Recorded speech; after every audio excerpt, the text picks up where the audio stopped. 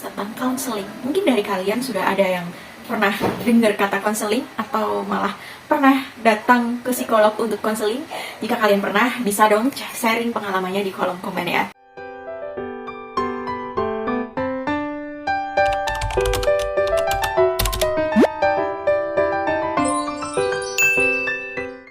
Hai, gimana kabarnya hari ini? Semoga kamu selalu sehat ya. Dan di video ini aku bakal bahas tentang counseling. Mungkin dari kalian sudah ada yang pernah dengar kata counseling atau malah pernah datang ke psikolog untuk counseling. Jika kalian pernah, bisa dong sharing pengalamannya di kolom komen ya. Nah, apa sih counseling ini?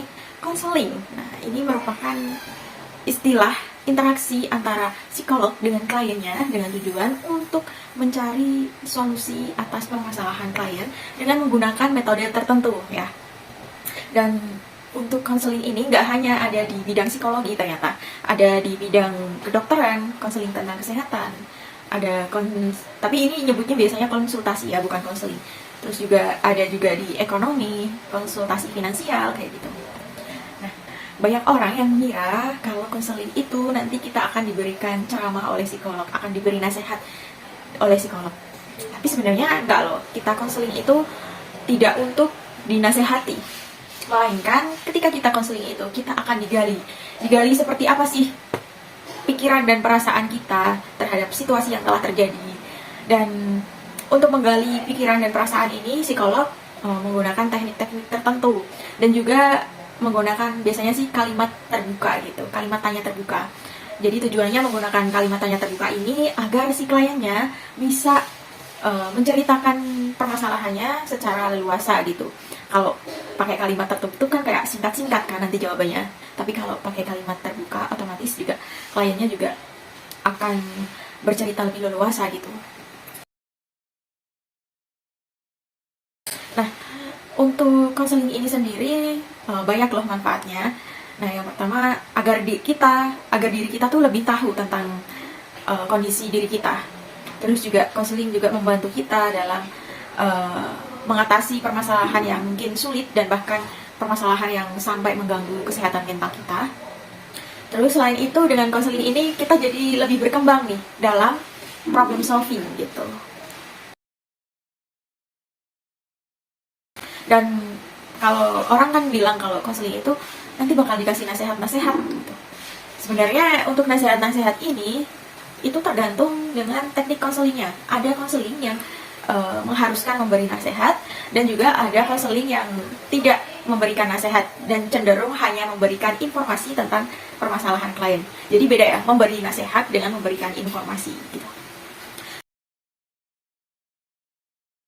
Dan untuk konseling ini keberhasilannya itu tergantung terhadap kliennya. Kalau kliennya terbuka, berkata secara jujur, tidak ada yang ditutupi, maka insya Allah bisa menolong si klien itu sendiri, bisa menyelesaikan masalahnya sendiri. Dan juga konseling ini tidak bisa sehari sekali langsung clear permasalahannya, enggak ya.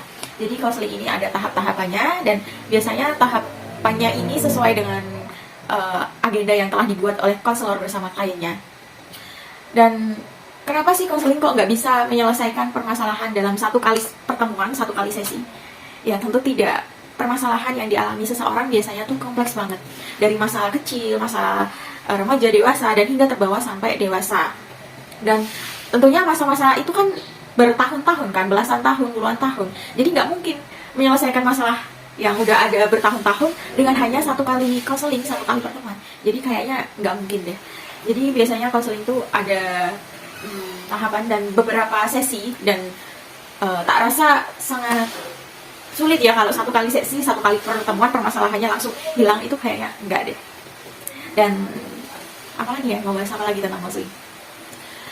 Dan konseling ini ada macam-macam tekniknya, tapi aku nggak bisa kasih tahu kalian. Ada banyak tekniknya.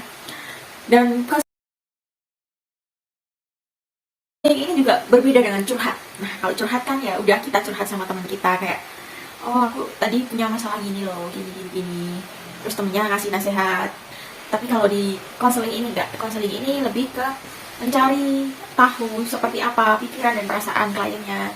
Dan nantinya diharapkan si kliennya ini sadar akan permasalahannya dan bisa menentukan atau mencari solusi atas permasalahannya. Jadi solusinya kadang tuh dari kliennya sendiri. Karena klien udah sadar, udah tahu nih permasalahannya. Jadi psikolog berusaha untuk mengarahkan klien supaya dapat solusinya gitu. Gitu aja. Itu aja sih tentang konseling. Terima kasih untuk kalian yang udah nonton. Dan jangan lupa untuk like, comment, subscribe, dan share video ini ke teman-teman kalian. Dan sampai jumpa!